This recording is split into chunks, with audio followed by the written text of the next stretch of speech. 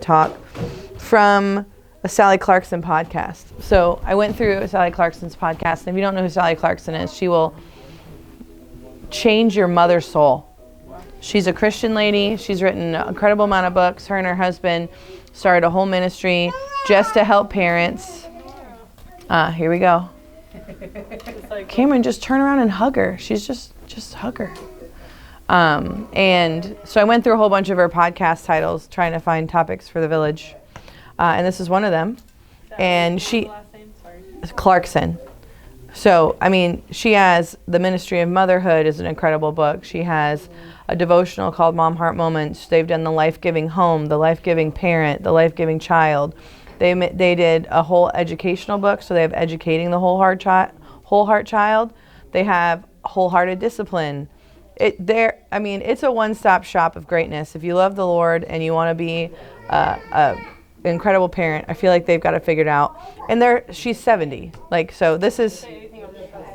Yeah, she does. So, and that was kind of like what we talked about last week, where we're getting bandwidth. But this talk today, when I originally started it, I didn't know it was going to turn into what it turned into. So I think you'll all be pleasantly surprised. But in the podcast, she interviews Ginny, who created 1,000 Hours Outside. So have you heard of 1,000 Hours Outside? So it's a movement. It's a movement of reclaiming our time back outside. And so Ginny has written a book called When the Streetlights Come On, which is just a reflection on what our life was like as kids when we got to be outside and there was a time we needed to be home. And until then, it was completely unstructured and it was completely, we weren't tied down to anything. And so she talks about that life and why it was so great, but that's her book. But the whole thing that she created, and if you go to 1000hoursoutside.com, she has all of these trackers. So the trackers are you get crayons and colored pencils, and every hour you spend outside, your goal is to do 1,000 hours outside as a family. Because we don't go outside. We stay in our house, which is why when we had that conversation, the first thing I said is did you go outside? And then we live in the most beautiful place in the world here in sunny Jacksonville Beach, Florida, where we had our 3 weeks of winter and now we're back. I think it might be cold for Valentine's Day, but then we're really going to be back. But that's cute. When we stay inside, we are hindering so many metabolic processes, physiological processes, but also we feel a lot of pressure. So when we're inside our house, we feel the pressure to be cleaned, we feel the pressure to prep meals, we feel the pressure to be entertaining our child. And I think this is the way that Ginny said it in this podcast, so definitely check it out. And she talked about it so succinctly and so well, is that she said for a first-time mom, having one child is paralyzing because you believe that you have to entertain them, that you have to do all these things, that you have to be creating the perfect intellectual environment, the perfect physical environment. You have to do all that stuff. That's why we created the Enchanted Cottage to just take some steam off, right? So there's a place you can go where all that stuff's been thought of and you don't have to do any of the work. But when children are studied, it takes them about 45 minutes to activate their imagination and figure out what they're going to play. So if you ask a mother to just sit with her kid for 45 minutes, she cannot. But if you remove the barriers of the home or anywhere, even coming here, if you take your kid to a field outside and you plan unstructured time and it's 100 and it's more than 45 minutes, the goal is that it's 3 to 6 hours of unencumbered outside time. The Charlotte Mason methodology of raising kids and homeschooling them says that this is the schedule that you should follow for homeschooling your children. Unless it's beautiful outside, then go outside, because there's more that they can learn outdoors than they could ever learn sitting still in the book. Because our minds in the Western world think we have to sit to learn. We have to sit to do an intellectual toy. We have to stack these things. We have to sort these cups. We have to do a sensory bin when the world is a sensory bin. And then there's also the releasing, like, oh, my kid's going to put a stick in their mouth and they're going to eat this dirt and they're going to be on grass that probably was sprayed with pesticides if it's a public place. But going outside with your children helps build their brain better than anything else you could do, but it also helps create their creativity and their braveness, because the kid that whitewater rafts, right, or goes rappelling or does those things, started by saying when they were 1, I wonder if I can jump from this rock to the other. And if they don't get the opportunity to like explore and do risky things, because to them a huge risk is climbing over this rock, and we save them from that risk all the time.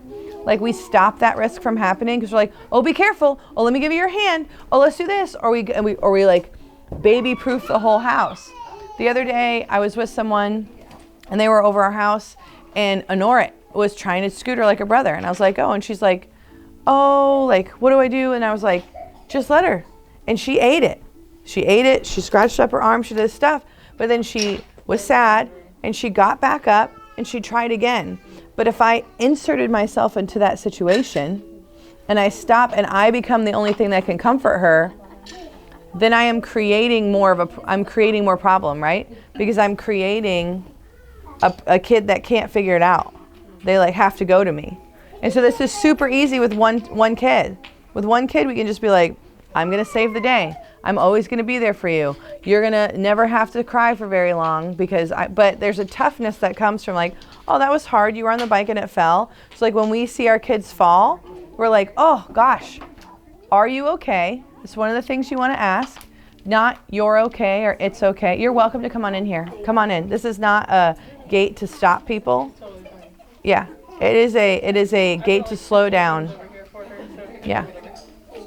He's welcome in here. It's just to slow down the bikes from if there's babies on the floor. It's not, he can't come in. And we're just talking about parenting, so you're also welcome to hang out. Yeah. Yeah, this is an exclusive group. I just talk and sometimes people show up. So it's great. It is a ball.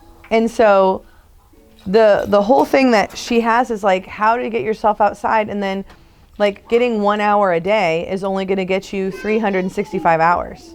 So how do we get to 1,000 hours? So she created this track to make it fun, like to like encourage people. And so like there are people that hang this on the wall and they color it in all year long, you know? Yes, yeah. And they have them in rainbows and flowers and stuff like that. And it's just bunches of time. And so as you color in the hours, it shows your kids like, hey, it's a reward chart for a grown-up. It's 100% what it is. But we just made a cleaning chart for our son, and there's words on it because he's on like the bridge to reading. But it has like pictures, like emojis, GIFs, whatever you want to call them, of what the things are. And so he's learned what those things are, and he's like so pumped to do this checklist because it's how he earns money in our house. Like if he doesn't use the screen, he gets $1 a day. If he does his brain blossom exercises, which are brain growing things that Daddy knows, he gets $1 a day. If he does his trash for the week, he gets $3 for the trash. Like so, but we had no way to track it. But he can't unlock any money if he doesn't make his bed, put away his clothes, and pick up his toys. So anyway, but one of those things that we want to incentivize our kids is to go outside, because if they say, I'm bored, they need 45 minutes of unstructured time. So right now, my best friend has a 6.5 and an 8.5-year-old. And yesterday they were like, I'm bored. And she said, well, that means you're boring. Like, figure something out. Like, if you're bored, create something to be not bored. Like, it's not my job to make sure you're not bored. And like when it was super cold, we were watching lots of television, and my son lost some of his like being able to be in unstructured time. But since we've done it, he's building Legos and he's making magnet tile houses. He filled up the entire dollhouse with gnomes, and he's acting out things. It's all ninjas and warriors and knights and fighting, but that's what he's doing. But those kind of things are what happens with 45 minutes of unstructured. And so as a parent, it's really hard to not do something for 45 minutes. And this also goes back to when we were talking the other week about blocking our time and just being like, this is when I do laundry. So if you can start your laundry and then be like, all right, we're going to go outside for 3 hours. And then when I come back, I'll flip it and start another load. and I know that I'm going to fold tomorrow because I've built that into my rhythm. But building in the structure of like, we're going to go outside and getting these rhythms is going to help if you choose to homeschool or if your child is going to go to school. Thank you. If they're going to go to school, they're going to need to follow a rhythm there. So it's very cool.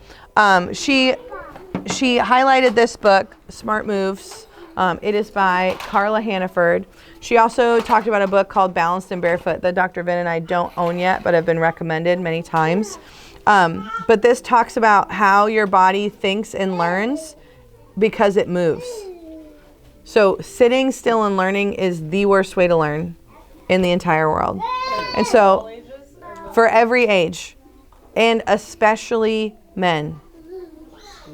Men are moving learners. That's why men do so much more trade work. That's why men as a hobby want to create, like if you said to a guy, can you figure out how to build a tree house? Most of them are going to go, I can figure that out. Because and they want to learn through doing. And there's exceptions to every rule, so there's not, but most men and most little boys need to move to learn, which is why when I have someone come into our office and they say, well, my 3-year-old or 4-year-old or 5-year-old is struggling with behavior in preschool or in school, I say, well, what does it look like? Well, we wake up at 7 a.m. and they're dropped off and I don't get them until 4. And I say, well, what does the day look like? And they're like, well, they do all these different things and they get to play. But there's 2 kinds of play, guys. So there's in-breath play and there's out-breath play. So out-breath play is like what's in the middle here. It's the tree house. It's climbing on things. It's jumping.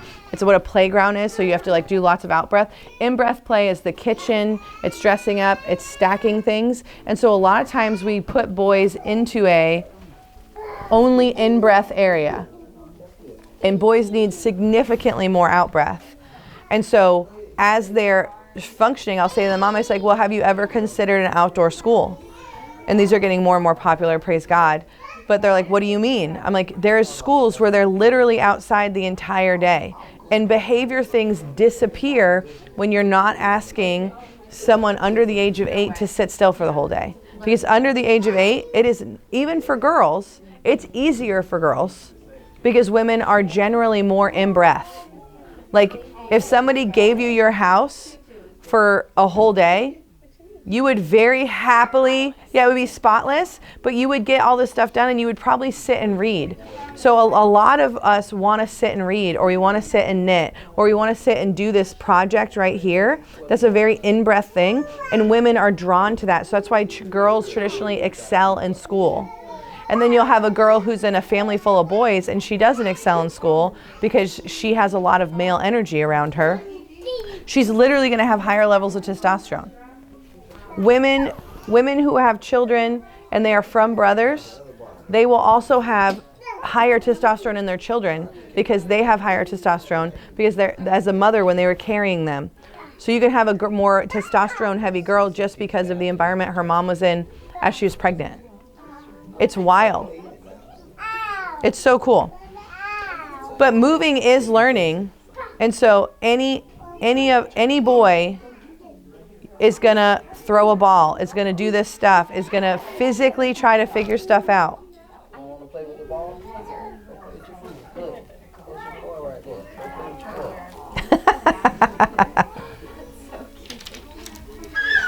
But it's really amazing when we think about learning. We think about we have to do this stuff. It's the same thing with dogs, guys. So when you do intelligence training with dogs, it's always physical. Agility training is physical. Obedience training is physical. And they say if your dog's not tired, they're gonna tear up your couch. They're gonna eat your trash. They're gonna do all that stuff because they have a lot of energy. And kids are destructive when they have a lot of energy. So it was very cool. It was a very cool podcast. I highly recommend it. But if you could trick yourself in the outside, and the other thing that I think is necessary in today's day and age, there's a woman named Hannah Brencher, and she wrote a really cool book. She's the mother of 1, maybe 2 now, but she has a chart for 1,000 unplugged hours. So tracking not being on your phone, a screen, watching television. So like she counts the Kindle for this. She's like, I bought physical books again. I did this stuff because becoming unplugged is also is a hard thing because we're addicted to the dopamine that we get from being on the phone. And people are like, oh, I'm really good with my phone. But you still get a dopamine hit when you get an email, when you get a like, when you post something, when somebody says, oh, I saw what you posted, I loved it. You get a hit of dopamine. And so it's very hard to do that, but it's very easy to stack your 1,000 hours outside and your 1,000 hours unplugged. And one of the things that is the detriment to my team is that when I'm home with my kids, I usually lose my phone. Like I put it down somewhere and I can't find it. And I'm unreachable because I'm trying to be present. Because if I have my phone, I am not present. I'm there. Like they always say, go to a dinner and see look at the table. And if someone's phone is there, even if it's face down, we all know that phone is more important. So if it starts shaking or vibrating or buzzing, they're gonna pick it up. But if your phone is away in your bag, and even though I feel like people who are like boomers and now Gen Xers as I age, like they still leave their phone on ring in their bag, but it's never on them. They're not carrying it around. And so you're like, oh my gosh, I can't believe you have your phone ringing. But people have their watch buzzing, telling them all this stuff, you know, giving them, being absolutely connected, which is another thing I wish that we could go back to answering machines and landlines. Like if maybe the cell phone networks could just go down and we could just be free again, and it would be a safe place for us to go outside and not come home until the street lights.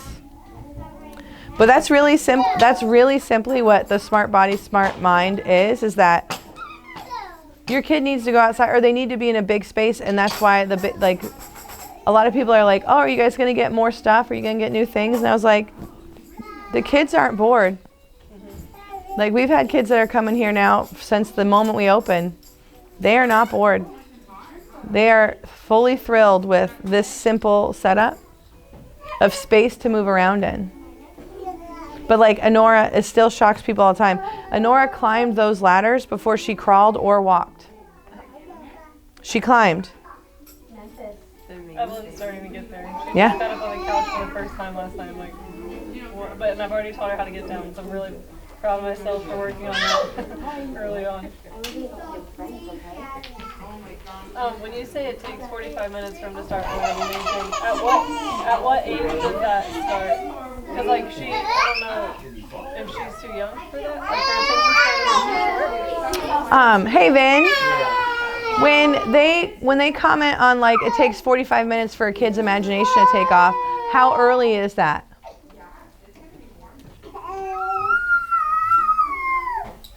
Probably not this age. Not one? But like when would you say? Like a 4? I would argue 3. Imagination is more visual cognitive stuff. I mean, it's heavy in the right half of the brain, so it can be early. But I say 3. but I know Honora right now, so she's 18 months old. Honora can entertain herself for 30 minutes. Yeah. She just twice this week has walked to her room and like, look, she's going in there. But I just leave the light on. And she starts reading herself books and going through her toys, but it's like no more than about 10 minutes or so. So she's beginning to enter that stage. Okay. But the fact that you have a safe area for her to go explore, because the other thing is that she's going to come check to see if you're still there. Yeah, always. So he wants to play. So again, if you're in a field, right, an open field, which they have over here at Sunshine Park, and you sit in the corner and you have a picnic, like you eat outside, which is just so good for your digestion, so good for everything, like all of your metabolic processes. You eat outside and you let them walk away from you, they're going to walk over to the pine cones. This is what's going to happen without a doubt. They're going to walk over to the pine cones, they're going to pick up the pine cone, and they're going to explore. So they need things to explore. One of the most fun things you can do as your kids age is like set up something after they go to bed, and they'll come out in the morning at Nora's age too and just be like, I mean, even our almost 7-year-old, he's like, you made this? This is so cool. Like if I made a ramp out of his magnet tiles with a ball and had it all set up, he would wake up and just be there for like easy 45 minutes to an hour doing the thing because he'd be so pumped that something was created. And so you can set up things for them to find.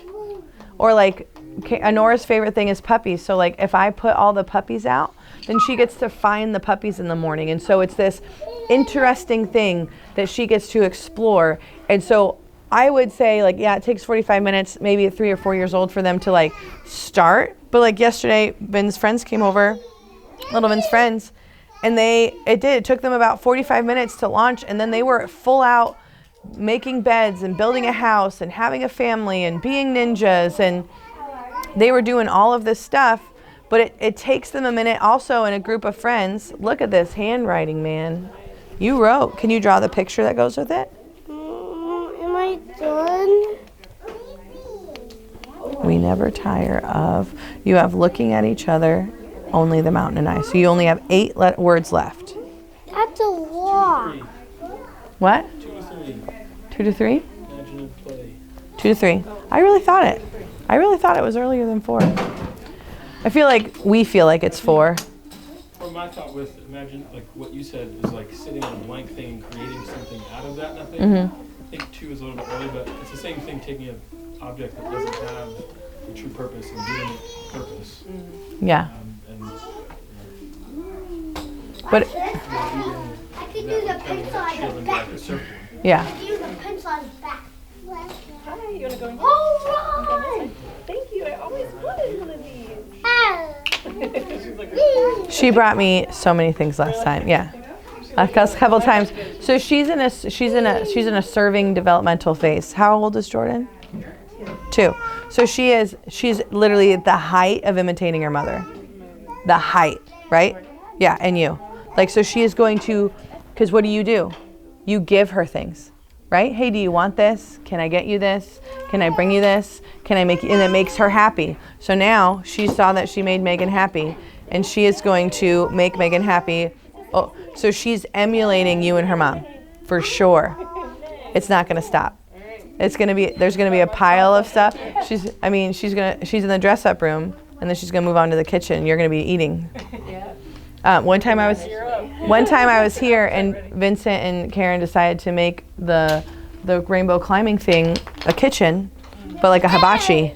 And so and it's like, it's your birthday. And so they were like, yes, and they're ding, ding, ding, and they were doing the whole thing. Because when you go to the hibachi, there's like 92 birthdays, right? Yeah, get it, King, get it. And so it's very cool to see.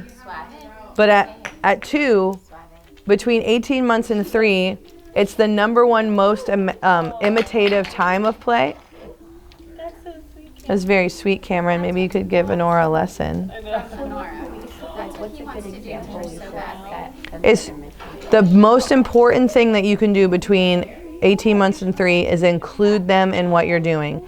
Have her help you cook, have her help you put the laundry in, have her help you clean up, like do it together and be like, because a lot of people have a lot of frustration once we get to 3, 4, and 5 years old and they're like, I told the kids to clean up the room and they can't.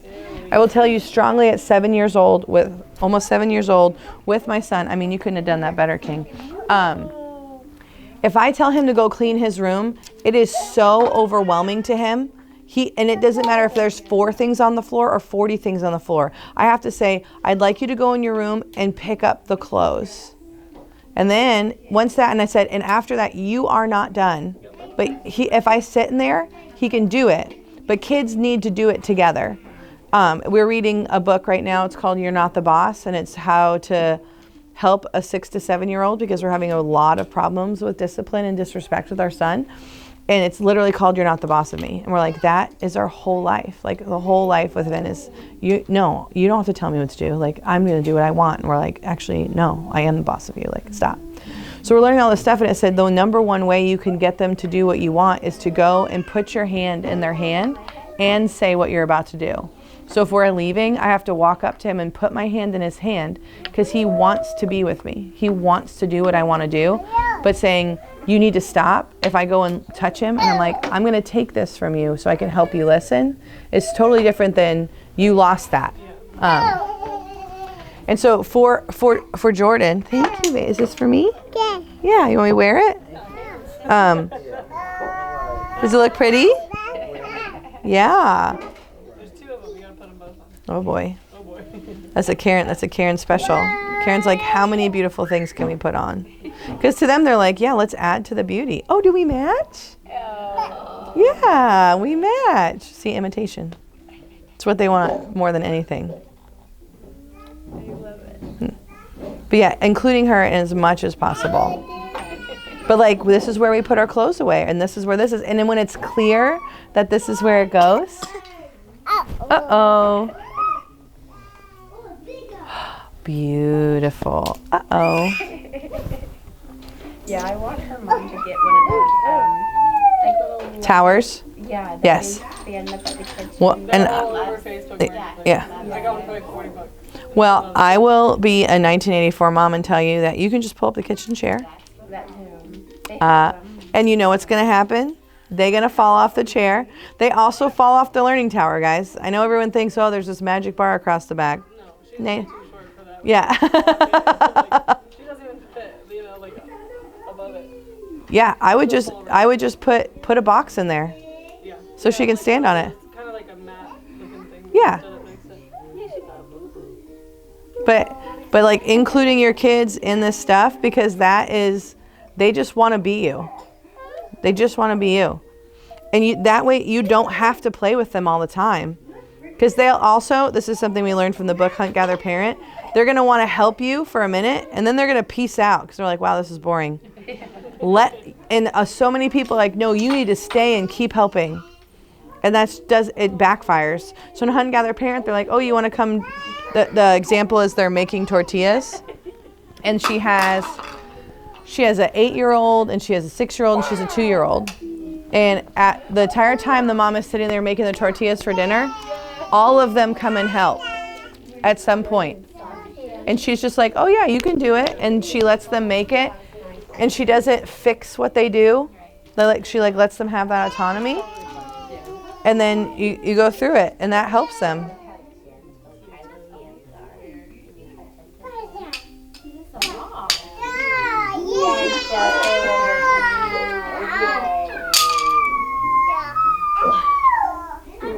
We're not here. Are you want to sit with Kyla? What's happening? You want to sit?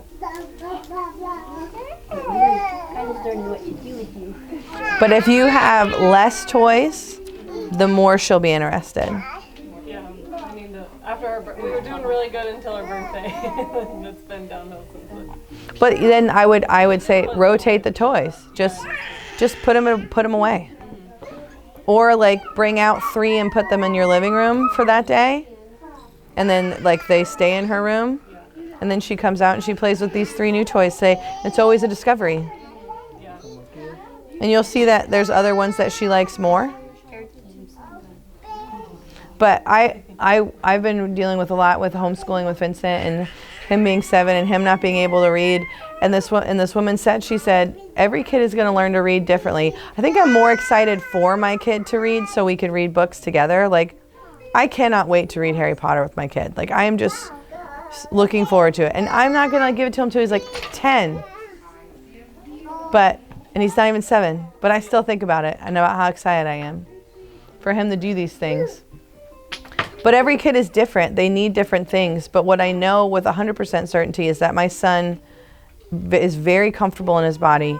He knows what he can do and can't do. Same with my daughter. She's at the point, she's 4.5, where they have strings tied around the trees at her preschool, so you can't go above that. Like, they're like, this is how high you're allowed to go in the tree. And she knows that she can go higher now. So she's frustrated. So she's learning to follow the rule, but also learning that her body can do more. Whereas 3-year-old Karen was like, can I do this? I'm afraid. And so the more like climbing and exploration to do, and the more like, I think spending 4 hours at a park would be such a good break for a mom. Because you can't do anything. You're done? Way to go. All right. What are you going to do? What are you going to do for now?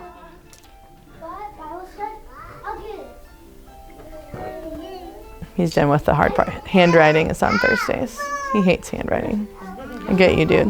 Wait till we start cursive. He's like, I want to write cursive because I want to connect all the letters. So he'll like draw lines between his letters. He's like, I write like you, mommy. It's like, it's close. It's not there. I was like, let's just learn the letters first. We're good. But having your kids be confident in their body and know that they can try stuff and figure it out is a way bigger skill. Are you going to walk right by me? King, I'm not ready. This is a little bit of a bumpy rug. Are you going to do it? Cameron. You think about it. Cameron. You're so handsome. But if you go to 4 hours outside, you as a mother are going to be better. And that's what Jenny talked about. She's like, she had so many days as a mom that it was the first good day she ever had was when a friend invited her to this field from 9 a.m. to 1 p.m. And she's like, I just came in. She goes, just pack a lunch. And she's like, well, what do I need to bring? She's like, a lunch. And she was like, and I think she had 3 kids at that time. And she literally had not had a good day as a mom. And it was her first good day. And it set this light bulb off because she says that I am not an outside person. She's like, I'd like to stay inside and play the piano or read a book. And so my 1,000-hour outside was to force myself outside for how beneficial it is. And she's like, and my children are better. They're happier.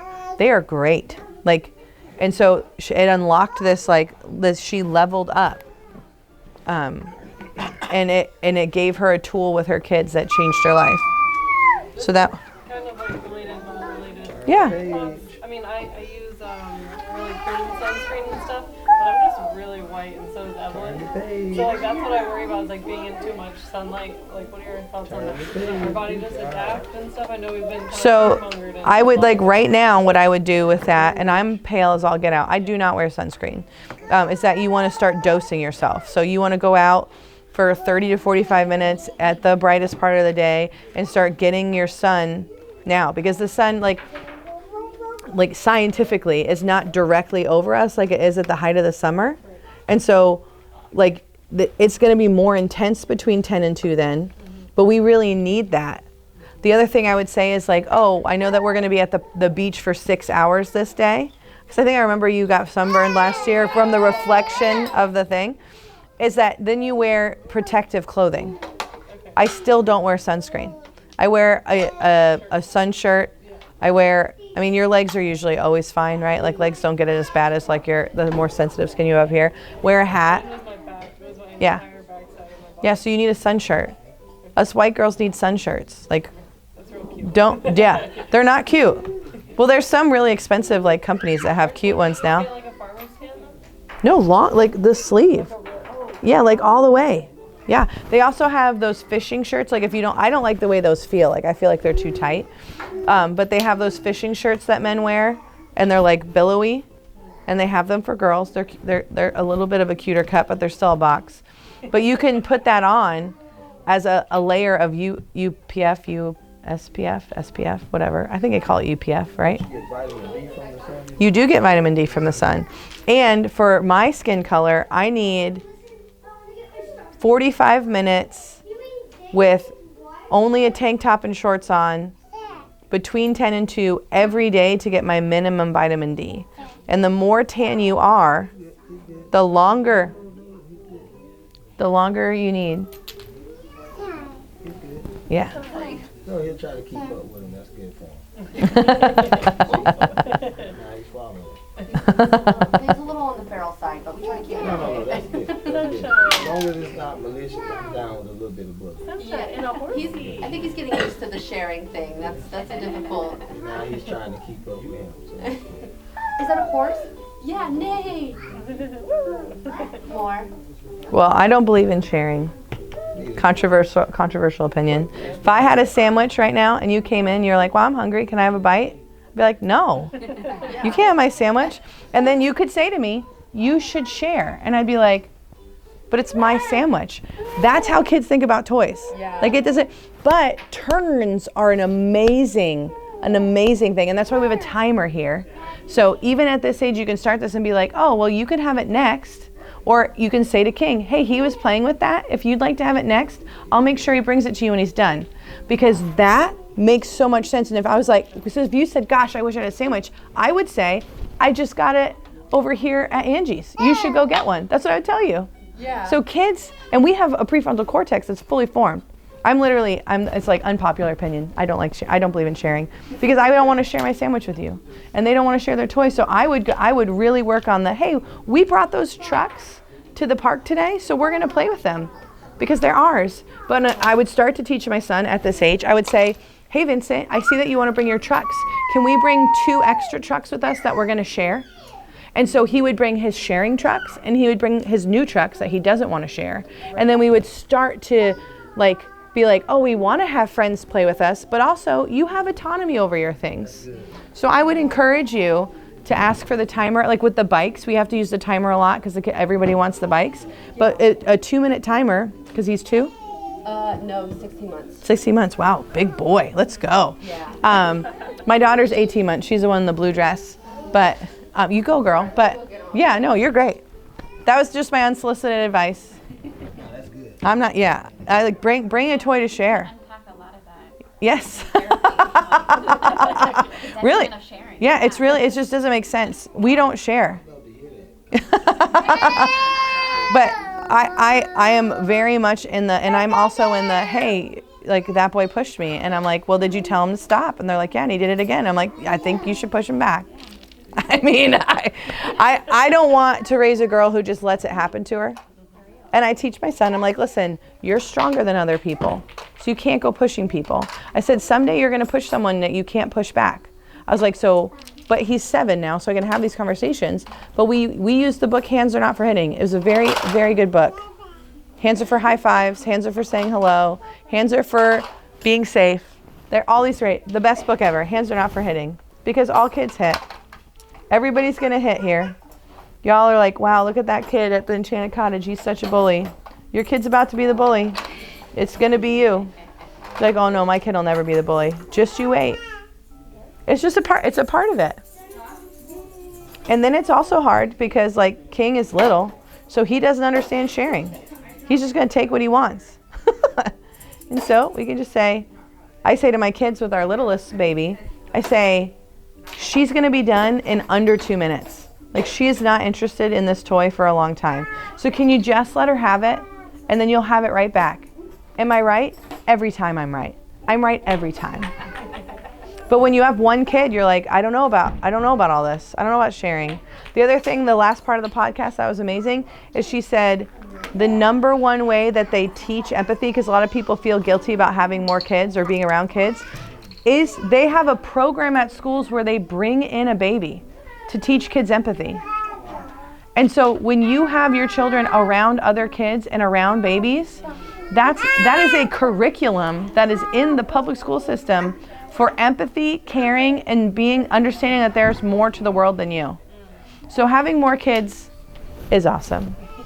You know, that's my whole thing. I think everyone should have as many as they want, adopt as many as they want, have a large family, because it is not a detriment that you have more kids. It teaches your children so much. It's a strength, and it's the first team that they're on. Because everybody's like, oh, I want my kid to play football because they're going to learn all these things on a team. And I'm like, the best team is your family. Yeah. Like, you should train as a family. You should have a mission as a family. You should tackle the yard as a family. Like, it should be a team sport to be whatever your last name is. We completed the challenge. You completed the challenge. Woo! Share a toy with a friend.